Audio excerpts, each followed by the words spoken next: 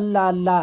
حضرات محترم، وہ مقام اللہ تعالیٰ نے سرکار سیدنا خواجہ غریب نواز معین الدین چشتی ثم اجمیری رضی اللہ تعالیٰ عنہ کو عطا کیا ہے، وہ عظمت و بلندی عطا کی ہے، وہ شان و شوکت عطا کی ہے۔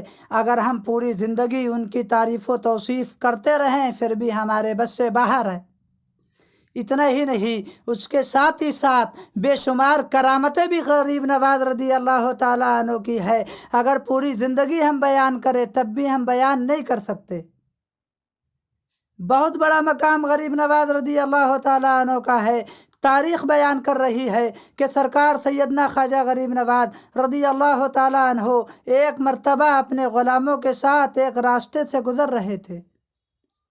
اچانک آپ نے کیا دیکھا؟ کچھ لوگ آگ کے پاس بیٹھے ہوئے ہیں۔ سرکار غریب نواز رضی اللہ تعالیٰ عنہ قریب پہنچے۔ جانے کے بعد آپ نے ان سے ارشاد فرمایا، اے لوگو یہ کیا کر رہے ہو؟ تو تمام کفار کہنے لگے، بابا ہم آگ کی پوجا کر رہے ہیں۔ آپ نے فرمایا، پوجا کر رہے ہو؟ یہ تو آگ ہے۔ کہنے لگے، بابا آگ تو ہے لیکن اس کے ساتھ ساتھ ہمارا خدا بھی ہے، ہم اس سے منتیں مانگتے ہیں، مرادیں مانگتے ہیں، یہ ہماری مرادوں کو پوری کر دیتا ہے، یہ ہمارا خدا ہے۔ اتنا سننا تھا، سرکار خواجہ غریب نواز رضی اللہ تعالیٰ عنہ ارشاد فرماتے ہیں، اے لوگو یہ خدا نہیں ہے بلکہ یہ آگ ہے۔ تو تمام کفار کہنے لگے، بابا ہم تو اس کی پوجا کرتے ہیں، ہمارے آباء و اجداد اس آگ کی پوجا کرتے چلے آئے ہیں۔ خواجہ غریب نواز نے فرمایا، اچھا جب یہ تمہارا خدا ہے کیا تم نے اس کو راضی کر لیا ہے؟ تو تمام کفار یک زبان ہو کر کہنے لگے، ہاں بابا ہم نے اس کو راضی کر لیا ہے، یہ ہمارا خدا ہے۔ تو آپ نے ارشاد فرمایا، ٹھیک ہے تم میں سے کوئی شخص اس کے اندر داخل ہو کر دکھا دو۔ حیران رہ گئے تمام کفار، کہنے لگے، بابا کیسی باتیں کرتے ہو؟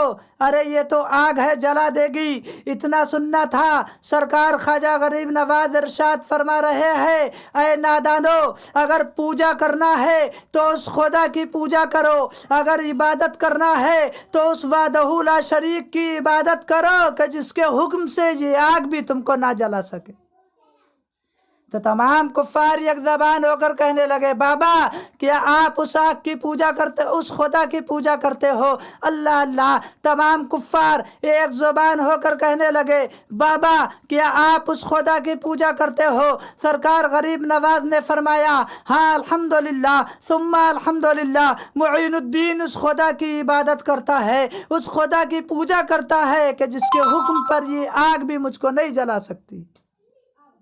تو تمام کفار کہنے لگے، اے بابا ٹھیک ہے جب آپ اس خدا کی پوجا کرتے ہو آپ اس آگ کے اندر داخل ہو کر دکھا دو۔